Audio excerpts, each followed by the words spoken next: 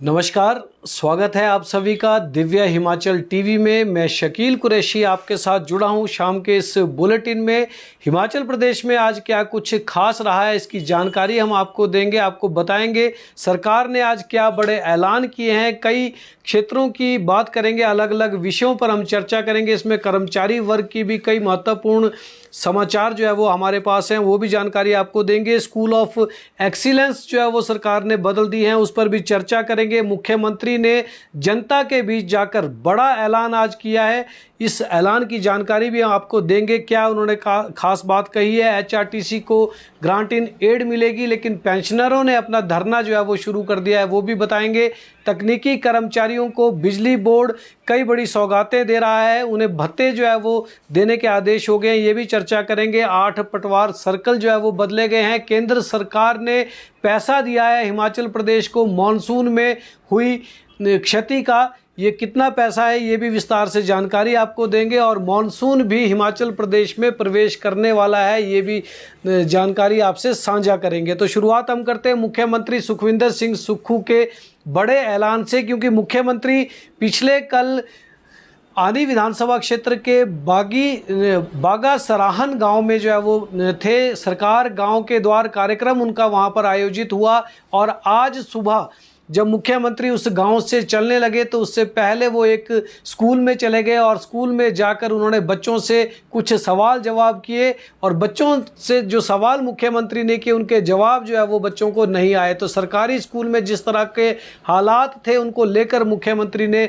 चिंता वहाँ पर जरूर जाहिर की, और जो मास्टर जी थे उनकी भी अच्छी क्लास वहाँ पर लगी। तो बच्चों के बीच में मुख्यमंत्री का रास्ता जो है वो लगातार रहता है। कहीं भी किसी भी कार्यक्रम में जाते हैं तो नज़दीक के किसी न किसी स्कूल में बच्चों के बीच मुख्यमंत्री पहुंच जाते हैं। आज ऐसा ही बागा सराहन में भी हुआ। उससे पहले लोगों के साथ उन्होंने मुलाकात की, उनकी समस्याओं को भी सुना। और आपको बता दें कि जनता के बीच में पहुंचकर मुख्यमंत्री सुखविंदर सिंह सुक्खू ने बड़ी बात यह कही कि अब किसी को भी आने की ज़रूरत नहीं है, कि राज्य सचिवालय में आएंगे, शिमला तक आएंगे और वहां जाकर उनकी समस्याओं का हल होगा। अब खुद सरकार जो है वो जनता के द्वार जा रही है, घर द्वार पर जो है वो सरकार पहुंच रही है।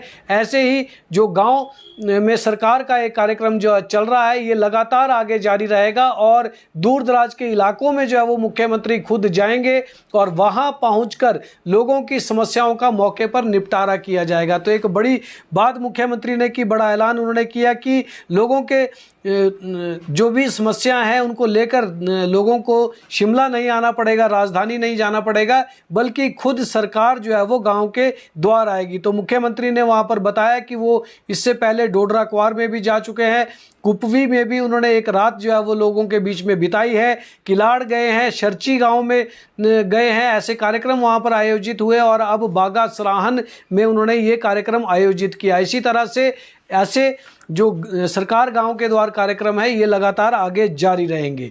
प्लास्टिक वेस्ट पर आदेश जो है वो आज जारी हुए हैं, सरकार की तरफ से अधिसूचना इसमें जारी हुई है। और आपको बता दें कि अब ग्राहकों की भी जिम्मेदारी सरकार ने तय कर दी है। इसके साथ तहत जो है वो डिपॉजिट रिफंड स्कीम को हिमाचल प्रदेश में लागू किया गया है। पिछले दिनों कैबिनेट में ये फैसला लिया गया था कि जो भी उत्पाद, ऐसे उत्पाद हैं, चाहे वो कुरकुरे हैं, चिप्स है, टॉफ़ी है, चॉकलेट हैं, ऐसे सभी उत्पादों में जो भी प्लास्टिक वेस्ट होता है उस प्लास्टिक वेस्ट को लोग जमा करवाएंगे डिपॉजिट सेंटर्स में, और वहाँ पर जाकर उन्हें वो अतिरिक्त धनराशि जो है वो वापस उनके बैंक खाते में मिल जाएगी जो उन्होंने उत्पाद खरीदते वक्त चुकता किया। यानी आपको 20 रुपए का अगर कोई चिप्स मिल रहा है तो उसकी एवज में 23 रुपए या 25 रुपए जो है वो आपको देने पड़ेंगे, और उसके बाद वो पैसा जो है वो रिफंड हो जाएगा। ये सरकार की एक योजना, महत्वपूर्ण योजना है प्रदेश में से प्लास्टिक को जो है वो ख़त्म करने की, प्लास्टिक वेस्ट को यहाँ से उसका निपटारा करने की। क्योंकि लोग जो है वो इस तरह का जो वेस्ट रहता है वो नालियों में, जंगलों में इस तरह से फेंक देते हैं जो कि नुकसानदायक रहता है। अब उसे वैज्ञानिक तरीके से ठिकाने लगाने के लिए न केवल कंपनियों की जो है वो सहभागिता होगी, उनकी जिम्मेदारी होगी, बल्कि आम ग्राहक की भी जिम्मेदारी होगी जो इस तरह का उत्पाद खरीद रहा है। तो इस तरह का फैसला लिया गया है। इस पर आदेश जो है वो सरकार ने आज जारी कर दिए हैं। हाई पावर कमेटी जो है वो इस पर बनाई गई है मुख्य सचिव की अध्यक्षता में, और ये कमेटी इस पर जो है वो पूरी निगरानी रखेगी और इसके साथ एक बोर्ड का भी गठन कर दिया गया है। मुख्यमंत्री सुखविंदर सिंह सुक्खू पिछले कल बागा सराहन में थे और आज वहां से वापस सड़क मार्ग से शिमला लौटे हैं, और बीच में उनका एक कार्यक्रम था ठियोग विधानसभा क्षेत्र में। ठियोग में नए बस अड्डे का उद्घाटन जो है वो मुख्यमंत्री ने किया, जो काफ़ी समय से ये बस अड्डा जो है वो तैयार वहाँ पर था। तो मुख्यमंत्री आज ठियोग क्षेत्र की जनता के बीच में भी थे और उन्होंने वहां पर कई बड़ी बातें कही। आपको बता दें कि मुख्यमंत्री सुखविंदर सिंह सुक्खू ने ठियोग में लोगों को संबोधित करते हुए कहा कि जब वो सरकार का बजट देखते हैं बतौर वित्त मंत्री, जब देखते हैं कि उनके खाते में आखिर कितना पैसा है, तो उनकी चिंता जो है वो काफ़ी ज़्यादा बढ़ जाती है। उन्होंने कहा कि बावजूद इसके जो है वो सरकार समान विकास सुनिश्चित करने के लिए जो है वो लगातार प्रयास कर रही है। उन्होंने आरोप भी लगाया वहाँ पर पूर्व सरकार पर कि उन्होंने हिमाचल प्रदेश के जो संसाधन है उनको लुटा दिया, कर्ज पर कर्ज जो है वो लिए जाते रहे और कर्ज के सहारे जो है वो घी पीकर पूर्व की भाजपा सरकार जो है यहाँ पर चलती रही। लेकिन वर्तमान सरकार मौजूदा हालातों को देखते हुए आत्मनिर्भर बनने की तरफ जो है वो कदम बढ़ा रही है और इसके लिए कई बड़े फैसले जो है वो सरकार ने लिए। उन्होंने कहा कि फैसले कड़वे जरूर हैं, लेकिन आने वाले समय में हिमाचल प्रदेश आत्मनिर्भर होगा और सबसे अमीर राज्यों की सूची में आ जाएगा। तो उन्होंने कहा कि हिमाचल प्रदेश को इस तरह से जो है वो विकसित करने के लिए कई कड़े कदम जो है वो सरकार उठा रही है और विकास जो है वो हर एक क्षेत्र में समान रूप से हो, इसको लेकर जो है वो ध्यान दिया जा रहा है। तो आज मुख्यमंत्री ने लोगों के बीच में मैडम स्टोक्स का भी जिक्र किया। आपको बता दें क्योंकि मैडम स्टोक्स के साथ उनका काफ़ी पुराना जो है वो नाता रहा है सीएम सुक्खू का, और वो ठियोग क्षेत्र जो है वो जाते रहे हैं। तो उन्होंने लोगों को बताया कि वो जब छात्र राजनीति में आए थे तो उस वक्त वो एनएसयूआई के महासचिव बने थे, तब एनएसयूआई के प्रदेशाध्यक्ष के पद पर कुलदीप सिंह राठौर थे, जो कि वर्तमान में विधायक हैं ठियोग विधानसभा क्षेत्र के। इसके साथ उन्होंने ये भी कहा कि मैडम स्टोक्स के साथ उनका बड़ा पुराना नाता रहा है। छात्र जीवन से ही वो मैडम स्टोक्स के पास जो है वो आते रहते थे और ठियोग विधानसभा क्षेत्र में उनका जो है वो लगातार आना यहाँ पर होता रहा है। तो उन्होंने लोगों को आज कहा कि ठियोग क्षेत्र का जो विकास है वो निरंतर जारी रहेगा और इसमें किसी भी तरह की कमी नहीं आने दी जाएगी। तो इसके साथ उन्होंने बस अड्डे का उद्घाटन भी किया। उप मुख्यमंत्री मुकेश अग्निहोत्री भी उनके साथ इस मौके पर वहां पर मौजूद थे। यहां सीएम ने यह भी कहा कि एचआरटीसी को ग्रांट इन एड जो है वो लगातार जारी रखी जाएगी। अभी भी उनका ये कहना था कि बसों की डिमांड जो है वो हर अलग अलग क्षेत्रों से आती है, जहां पर भी वो जाते हैं तो वहां पर बस की डिमांड लोग कर देते हैं, तो वो चिंता में पड़ जाते हैं क्योंकि एचआरटीसी के पास उतने ज़्यादा संसाधन इस वक्त नहीं है। सरकार की ग्रांट इन एड से जो है वो वेतन और कर्मचारियों का वेतन और पेंशनरों की पेंशन निकाली जाती है। तो हर महीने सरकार ग्रांट इन एड में 60 से 65 करोड़ रुपए एचआरटीसी को देती है और मुख्यमंत्री ने कहा कि ये ग्रांट इन एड जो है वो जारी रहेगी क्योंकि एचआरटीसी जो है वो सरकार की एक ऐसा उपक्रम है जो लोगों की सेवा के लिए बनाया गया है और वो लोगों की सेवा कर भी रहा है। तो एचआरटीसी को चलाए रखने के लिए, उसके कर्मचारियों को वेतन की अदायगी करने के लिए, पेंशनरों को पेंशन देने के लिए जो है वो मुख्यमंत्री ने सरकार की तरफ से जो है वो कहा कि इनको ये ग्रांट इन एड जारी रहेगी। उधर दूसरी तरफ एचआरटीसी के पेंशनरों को हालांकि अभी पेंशन नहीं मिली है, जिसके चलते उन्होंने हमीरपुर में आज धरना प्रदर्शन किया है। और आपको हम बता दें कि हर महीने 18 से 20 तारीख के बीच में एचआरटीसी के इन पेंशनरों की जो है वो पेंशन रिलीज की जाती है। तो आज या कल में ये पेंशन जो है वो रिलीज हो जाएगी, लेकिन पेंशनरों ने अपना मोर्चा खोल दिया है और हमीरपुर से इन्होंने आगाज़ किया है, भूख हड़ताल करने की चेतावनी इन्होंने दी है।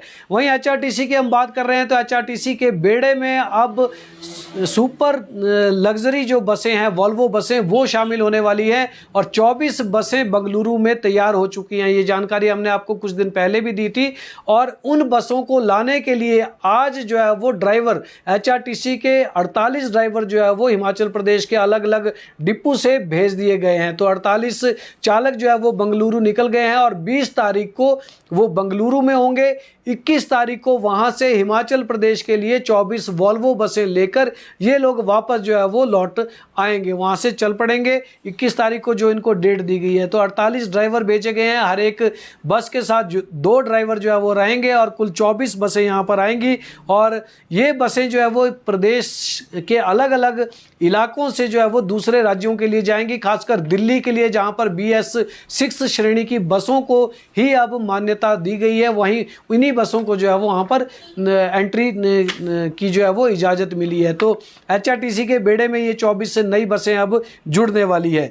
राज्य सरकार ने 8 पटवार सर्कल जो है वो बदले हैं। आपको बता दें इसमें कुछ अधिसूचनाएं आज जारी हुई हैं सरकार की तरफ से। तो उपमंडल नादौन, तहसील गलोड़, जिला हमीरपुर के अंतर्गत आने वाले पटवार वृत्त हटेटा व वदारन, कोटलू व पल्लवी, पन्याली व पाहल, लड्डा व सरेड़ी का विघटन करके जो है वो और के करने के साथ इनका पुनर्गठन कर दिया गया है और 4 नए पटवार वृत्त इनकी जगह पर बनाए गए हैं। डोडवी, लंजियाना, दाड़ और कड़साई, ये 4 अलग अलग जो है वो पटवार सर्कल यहाँ पर बनाए गए हैं। इसके साथ साथ उपमंडल देहरा, तहसील देहरा जो जिला कांगड़ा में आता है, उसके पटवार वृत्त बड़ा व ढलियारा का विघटन करके एक नया पटवार वृत्त यहाँ पर सूरजपुर ढलियारा 1 के नाम से जो है वो बना दिया गया है। इसकी अधिसूचना आज जारी हो गई है।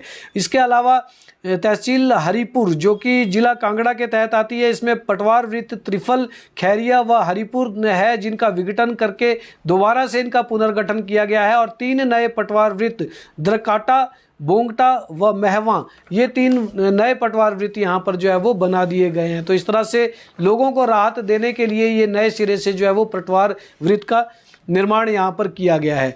रेवेन्यू फीस बढ़ गई है प्रदेश में। आपको बता दें हिमाचल में राजस्व सेवाओं और ई गवर्नेंस सोसाइटी द्वारा ली जाने वाली फीस में सरकार ने वृद्धि कर दी है। राजस्व विभाग द्वारा जारी अधिसूचना के अनुसार रेवेन्यू की बुक 1 में रजिस्टर होने वाले सभी डॉक्यूमेंट के अब 590 रुपये लगेंगे। इनमें जमीन की रजिस्ट्री को से लेकर सेल परचेज और गिफ्ट डीड इत्यादि जो है वो शामिल है। बुक 3 में रजिस्टर होने वाले डॉक्यूमेंट के 354 रुपये और बुक 4 में रजिस्टर होने वाले डॉक्यूमेंट के भी 354 रुपये अब लगेंगे। ई डिस्ट्रिक्ट पोर्टल के माध्यम से लोक प्रमाण सर्टिफिकेट लेने के अब 24 रुपये, नकल जमाबंदी के 20 रुपये, मुसाफिर के भी 20 रुपये और मुसाबी के भी 20 रुपये और डिजिटल लैंड रिकॉर्ड के 15 रुपये जो है वो देने होंगे। और नए रेट तुरंत प्रभाव से लागू कर दिए गए हैं, यानी आज बुधवार से जो है ये नए रेट लागू हो गए हैं। इसके तहत राजस्व विभाग के जो भी आप दस्तावेज लेते हैं उनकी अब नई राशि आपको चुकता करनी पड़ेगी। हिमाचल प्रदेश में स्कूल ऑफ एक्सीलेंस में जो है वो कुछ बदलाव किया गया है और बताया जा रहा है कि 25 पुराने जो एक्सीलेंस का दर्जा जिनको दिया गया था संस्थानों को, उनको बदलकर अब 25 नए इसमें शामिल किए गए हैं। तो सरकार ने 25 इंस्टीट्यूशन ऑफ एक्सीलेंस की जो सूची है उसमें बदलाव किया है। पहले जिन स्कूलों को इस लिस्ट में डाला गया था उन्हें हटाकर 25 नए स्कूल ऑफ एक्सीलेंस की लिस्ट में शामिल कर लिए गए हैं। इनमें सबसे ज़्यादा कांगड़ा जिला के 14 स्कूल हैं, जबकि सिरमौर जिला के 4 स्कूल इसमें शामिल हैं। चंबा और कुल्लू जिला के 2-2 स्कूल हैं, जबकि मंडी, सोलन और ऊना जिला का 1-1 स्कूल जो है वो बदला गया है। तो पिछले दिनों में सरकार ने स्कूल ऑफ एक्सीलेंस की एक सूची शिक्षा विभाग ने जारी की थी जिसमें कुछ बदलाव किया गया है और 25 नाम इसमें जो है वो नए सिरे से शामिल किए गए हैं। आपदा राहत को केंद्र सरकार ने हिमाचल प्रदेश को पैसा दिया है और काफ़ी समय से, लगभग 2 सालों से, क्योंकि वर्ष 2023 में हिमाचल प्रदेश में भयंकर आपदा आई थी और उसमें लगभग 10,000 करोड़ रुपए से ज़्यादा का नुकसान हिमाचल को हुआ था। इसकी भरपाई के लिए प्रदेश सरकार लगातार जो है वो मांग कर रही है। विधानसभा में भी इसे लेकर हल्ला मचाया गया। भाजपा के खिलाफ एक राजनीतिक मुद्दा भी ये बन गया था उसको लेकर लंबे समय से जो है वो यहाँ राजनीतिक सरगर्मियां भी तेज थी और सरकार के माध्यम से जो है वो मांग केंद्र सरकार से उठाई जा रही थी। तो अब जाकर कहीं केंद्र सरकार ने इसमें पैसा जो है वो रिलीज किया है, लेकिन ये पैसा भी काफ़ी कम है क्योंकि डिमांड जो है वो राज्य सरकार की 10,000 करोड़ रुपए की थी, जिसमें से 2,000 करोड़ रुपए केंद्र सरकार ने जारी कर दिए हैं। आपको बता दें कि गृह मंत्री अमित शाह ने इसकी जानकारी दी है अपने ट्विटर पर, और उन्होंने जो इसमें ट्वीट किया है उसमें कहा है कि उच्च स्तरीय समिति ने हिमाचल प्रदेश को वर्ष 2023 के बाढ़, भूस्खलन और बादल फटने जैसी आपदाओं से प्रभावित क्षेत्रों में पुनर्निर्माण के लिए 6.40 करोड़ की सहायता राशि जो है वो स्वीकृत की है। इस राशि की मंजूरी देने के लिए जो है वो प्रधानमंत्री नरेंद्र मोदी एवं गृह मंत्री अमित शाह का आभार भी जो है वो यहाँ पर जताया गया है, और पूर्व मुख्यमंत्री जयराम ठाकुर और भाजपा के अध्यक्ष डॉक्टर राजीव बिंदल ने ये आभार उनका व्यक्त किया है कि उन्होंने हिमाचल प्रदेश को ये आपदा राहत के लिए इस तरह की राशि जारी की। तो अभी हालांकि ये राशि काफ़ी ज़्यादा कम है और मानसून एक बार फिर से सिर पर है। इस बार भी जो है वो हर साल की तरह एक खतरा जो है वो हिमाचल प्रदेश में प्राकृतिक आपदाओं का बना रहता है, और उससे पहले अभी 2,000 करोड़ रुपए की राशि केंद्र सरकार ने जारी की है, जिससे बेशक मदद जरूर मिलेगी, लेकिन इससे और कहीं ज़्यादा जो है वो पैसा हिमाचल की ज़रूरत इस वक्त बन चुका है। तो राज्य सरकार के पास खुद भी पैसे की काफ़ी ज़्यादा कमी है, बजट जो है वो काफ़ी कम रहता है इन चीज़ों के लिए। तो केंद्र सरकार अगर प्राकृतिक आपदाओं में हिमाचल की मदद करे तो इससे और ज़्यादा जो है वो राहत हिमाचल प्रदेश को मिल सकेगी। तो फिलहाल 2,000 करोड़ रुपए से संतोष इसमें करना पड़ेगा। एक मामला राहुल गांधी जो कांग्रेस पार्टी के वरिष्ठ नेता हैं उनको चिट्ठी भेजने का है, और आपको बता दें कि प्रदेश के अलग अलग विभागों में लगे आउटसोर्स कर्मचारियों ने जो अपना संगठन हिमाचल प्रदेश में बनाया है, उस संगठन की तरफ से राहुल गांधी को एक चिट्ठी भेजी गई है, और इस चिट्ठी में उनसे डिमांड की गई है कि वो लोकसभा के अंदर आउटसोर्स कर्मचारियों का मुद्दा उठाएं। इसमें संगठन की तरफ से राहुल गांधी से निवेदन किया गया है, आग्रह किया गया है कि वो इन आउटसोर्स कर्मचारियों की आवाज़ को बुलंद करें, क्योंकि किसी भी राज्य में आउटसोर्स कर्मचारियों को उनका पूरा हक नहीं मिल पा रहा है। 20 से 25 साल इन कर्मचारियों को अलग अलग महकमों में हो गए हैं। तो केंद्र सरकार एक सशक्त पॉलिसी जो है वो इन कर्मचारियों के लिए बनाए। तो लोकसभा में इस तरह का मुद्दा उठाने के लिए राहुल गांधी को यहाँ से चिट्ठी लिखी गई है। वहीं फॉरेस्ट कर्मचारियों को प्रमोशन देने का आश्वासन मुख्यमंत्री सुखविंदर सिंह सुक्खू ने दिया है। आपको बता दें वन विभाग के राजपत्रित कर्मचारी महासंघ ने सरकार से डिमांड की है कि विभाग में उप वन राजिकों के 350 पद खाली पड़े हुए हैं, जिनको प्रमोशन के माध्यम से भरा जाना है, क्योंकि वन विभाग जो है वो मुख्यमंत्री के अधीन है, और मुख्यमंत्री से मिलकर इन कर्मचारियों ने इस तरह की डिमांड जो है वो उठाई है, और मुख्यमंत्री ने आश्वस्त किया है कि जल्दी ही इन कर्मचारियों को प्रमोशन का लाभ जो है वो यहाँ पर दे दिया जाएगा। बिजली बोर्ड के तकनीकी कर्मचारियों को जो है वो अलाउंस दिए जाने की बात यहाँ पर कही गई है। जो तकनीकी कर्मचारी संघ है बिजली बोर्ड का, उसके अध्यक्ष हैं रणवीर ठाकुर। उन्होंने बताया कि आज बोर्ड प्रबंधन के साथ बैठक हुई, क्योंकि नए एमडी जो है वो अतिरिक्त कार्यभार इनको मिला है, राकेश कुमार प्रजापति, उनकी अध्यक्षता में आज बैठक हुई है तकनीकी कर्मचारियों के साथ प्रबंधन की, और इस बैठक में 21 सूत्रीय मांग पत्र पर जो है वो चर्चा की गई, जिसमें से 2-3 डिमांड्स पर जो है वो हामी भर दी गई है, और शेष मांगों पर जो है वो आश्वासन दिया गया है। तो इसमें बिजली बोर्ड के तकनीकी कर्मचारियों को मोबाइल अलाउंस देने की बात बिजली बोर्ड ने मान ली है। इसके साथ शिफ्ट अलाउंस भी जो है वो तकनीकी कर्मचारियों को दिया जाएगा, और अपना वाहन प्रयोग करने वाले तकनीकी कर्मचारियों को ड्यूटी टाइम में व्हीकल अलाउंस भी जो है वो प्रदान करने की बात यहाँ पर कह दी गई है। इसके अलावा टीए बिल पॉलिसी की अगर हम बात करें तो इन तकनीकी कर्मचारियों ने अपनी टीए बिल पॉलिसी में बदलाव करने की डिमांड जो है वो प्रबंधन से आज रखी थी, और इस पर जो है वो कहा गया है कि इसमें जल्दी ही संशोधन किया जाएगा, और प्रदेश सरकार को पहले ये मामला भेजा जाएगा, और वहाँ से मंजूरी मिलने के बाद इसमें जो है वो संशोधन किया जाएगा।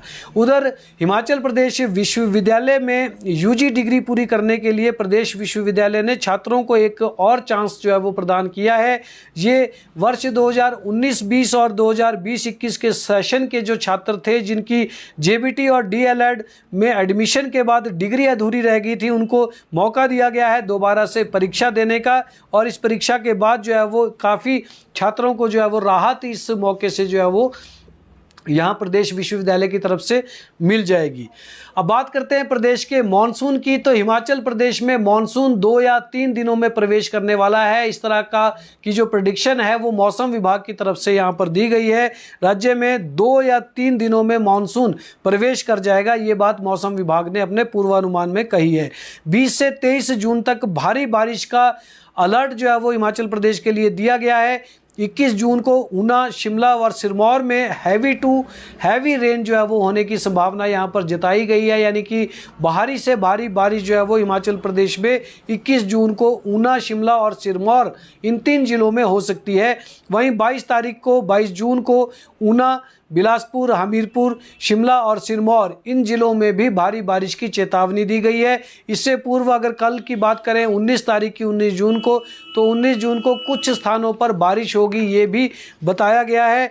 वैसे अगर शिमला की अगर बात करें तो पिछले 2 दिनों से बारिश थी, लेकिन आज दोपहर बाद अभी शाम को जो है वो हल्की धूप शिमला में भी खिल गई और प्रदेश के जो ऊंचाई वाले क्षेत्र हैं वहाँ पर भी आज राहत मिली है। लेकिन पिछले कल काफ़ी ज़्यादा जो है वो बारिश प्रदेश के लगभग सभी स्थानों पर हुई है। इसके साथ मानसून का आगाज़ जो है वो अब होने वाला है और जल्दी ही मानसून जो है वो हिमाचल प्रदेश में अब प्रवेश करेगा। 1-2 दिनों में जो है वो मानसून आ जाएगा और इससे पहले प्री मानसून की बौछारें हिमाचल प्रदेश में हो चुकी है। तो फिलहाल इस बुलेटिन में इतना ही। कल शाम को 6 बजे फिर आपसे मुखातिब होंगे।